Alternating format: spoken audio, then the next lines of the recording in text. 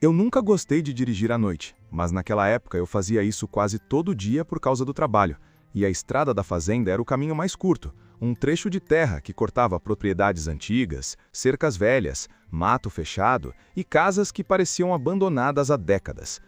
Durante o dia, aquilo parecia só mais uma estrada comum do interior, poeira, buraco, silêncio, mas à noite tudo mudava, e eu comecei a perceber isso aos poucos, primeiro com uma sensação estranha, depois com coisas que não tinham explicação. O problema é que quando a gente convive muito com o lugar, começa a normalizar o que não deveria ser normal. Na primeira vez, foi só um detalhe.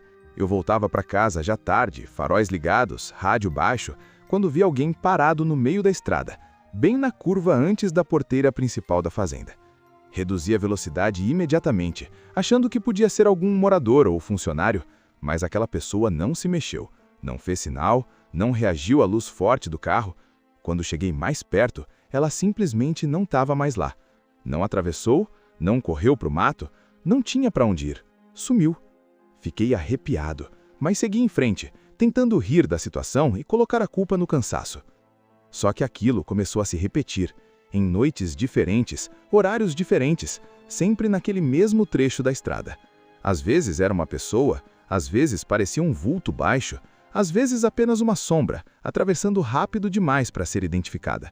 Comecei a sentir um aperto no peito toda vez que me aproximava daquele ponto específico, como se o corpo soubesse antes da cabeça que algo não estava certo. Passei a diminuir a velocidade automaticamente, mesmo quando não via nada, e isso começou a me incomodar, porque eu nunca fui de acreditar nessas coisas. Certa noite, resolvi comentar com um conhecido que morava numa das fazendas próximas. Ele ficou sério na mesma hora e perguntou exatamente em qual ponto da estrada eu via essas coisas. Quando descrevi a curva e a porteira, ele fez o sinal da cruz e disse que aquela parte era evitada por muita gente depois que escurecia. Falou que ali já tinham acontecido acidentes estranhos, gente que perdeu o controle do carro sem motivo, outros que diziam ter visto alguém na frente e jogaram o veículo para fora da estrada. Quando perguntei se era história, ele respondeu que história é o que se conta depois que alguém sobrevive. Depois disso, comecei a prestar mais atenção. Notei que naquele trecho específico, o ar parecia mais frio, o silêncio mais pesado e o farol do carro não iluminava direito, como se a luz fosse engolida pelo escuro. O rádio sempre chiava ali, mesmo funcionando perfeitamente no resto do caminho. E havia um cheiro estranho, difícil de explicar, algo entre terra molhada e coisa velha, mesmo em noites secas. Eu passava rápido, evitando olhar para os lados, mas a sensação de estar sendo observado me acompanhava até sair da estrada. A situação piorou na noite em que o carro apagou sozinho. Não falhou, não engasgou, simplesmente desligou bem no meio da estrada da fazenda, exatamente naquele ponto. Tentei ligar várias vezes, mas nada acontecia. O silêncio era tão absoluto que eu conseguia ouvir minha própria respiração, acelerada e irregular. Foi então que eu vi passos fora do carro, lentos, arrastados, vindo do lado esquerdo, do mato. Não eram passos de animal, tinham ritmo, intenção. Meu coração começou a bater tão forte que doía. Olhei pelo retrovisor e vi uma silhueta parada atrás do carro, imóvel. Não dava para ver o rosto, só o contorno escuro, torto, como se a pessoa estivesse com o corpo inclinado de um jeito errado. Os passos recomeçaram, agora mais próximos, contornando o veículo. O cheiro voltou, mais forte, invadindo o interior do carro mesmo com os vidros fechados. Eu tentava ligar o motor com as mãos tremendo, sentindo uma pressão absurda no peito, como se algo estivesse sugando o ar ao meu redor. Quando a figura chegou ao lado do motorista, parou. Não bateu no vidro, não falou nada, apenas ficou ali. Senti uma vontade absurda de olhar, mas ao mesmo tempo um medo irracional de cruzar os olhos com aquilo. Foi nesse momento que ouvi uma voz baixa, rouca, quase um sussurro, dizendo que aquela estrada não era caminho, era passagem, e que nem todo mundo que passava por ali seguia adiante. A voz não vinha exatamente de fora, parecia ecoar dentro da minha cabeça. O carro ligou de repente, sem explicação. Não pensei duas vezes, arranquei com tudo, jogando poeira para todos os lados. Pelo retrovisor, vi a silhueta parada no mesmo lugar, observando, sem se mover, até desaparecer completamente quando a curva fechou a visão. Cheguei em casa em estado de choque, sem coragem de contar aquilo para ninguém. Tentei dormir, mas toda vez que fechava os olhos, via a estrada, a curva, a figura parada. Nos dias seguintes, comecei a notar coisas estranhas, mesmo longe da estrada. Sonhos constantes com cercas, porteiras abertas, passos atrás de mim. Às vezes acordava com a sensação de que alguém estava parado no pé da cama. O cheiro aparecia do nada, principalmente à noite. Voltei a falar com moradores antigos da região, e alguns, depois de muita insistência, contaram que aquela estrada foi aberta sobre terras antigas, onde havia enterros improvisados, gente que esquecida, trabalhadores que morreram sem nome e sem reza. Disseram que a estrada da fazenda nunca foi só estrada, sempre foi usada como caminho para coisas que ninguém queria lembrar.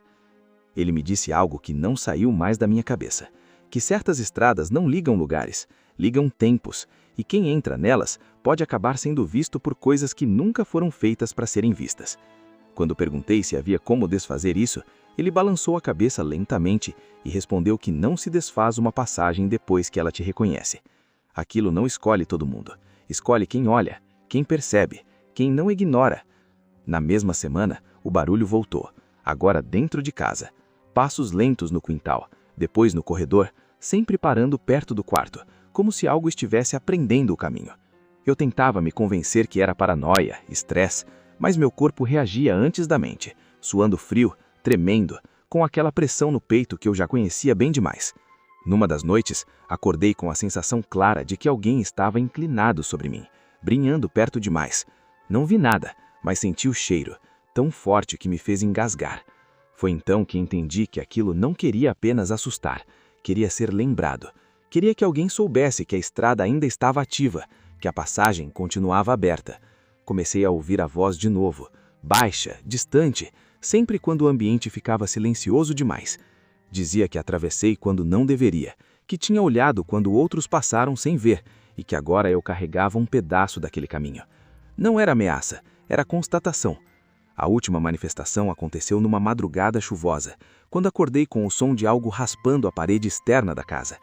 Criei coragem e olhei pela janela. A figura estava lá, nítida como nunca, magra, torta, imóvel, exatamente como na estrada. Não parecia mais presa àquele lugar, parecia à vontade. Quando nossos olhares se cruzaram, senti um peso absurdo no corpo, como se algo estivesse sendo retirado de mim lentamente. A voz surgiu pela última vez, dizendo que o caminho estava completo, que a estrada não terminava na fazenda, terminava em quem passava. A figura se afastou lentamente, desaparecendo na chuva, deixando no chão marcas profundas, como se algo muito pesado tivesse sido arrastado dali. Depois disso, o silêncio voltou, mas não foi um silêncio de alívio, foi um silêncio de permanência. Os fenômenos cessaram quase por completo, mas eu nunca mais fui o mesmo. Passei a evitar estradas isoladas, caminhos antigos, qualquer lugar que parecesse esquecido demais. Aprendi a não olhar demais, a não insistir, a não atravessar certos lugares sem necessidade. Hoje, quando escuto alguém falando da estrada da fazenda, dizendo que é só um atalho, que nunca aconteceu nada ali, eu não discuto, apenas fico quieto, porque sei que essas coisas não acontecem com todo mundo. Acontecem com quem presta atenção demais, com quem percebe que alguns caminhos não querem ser cruzados, querem ser lembrados.